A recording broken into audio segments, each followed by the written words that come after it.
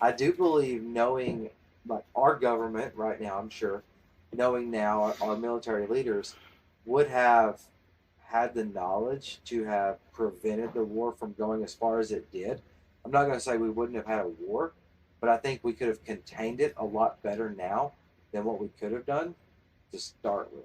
Like what you're saying, the Yeah, borders could have been tighter controlled. The ideologies could have been maintained a little bit. That kind of push this. So be- because ultimately, if we had economically stabilized Germany, like Germany was at a tipping point, and they really embraced the whole Nazi Party just because they had nothing. There's no resources. There was nothing for them to start rebuilding, and that forced them to just like they were looking for any sort of hope.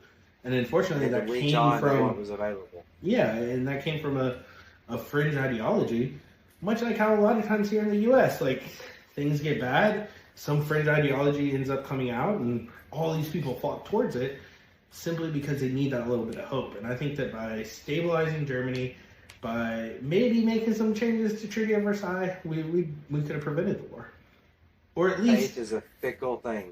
reduced some of the impact that it had in the geopolitical space.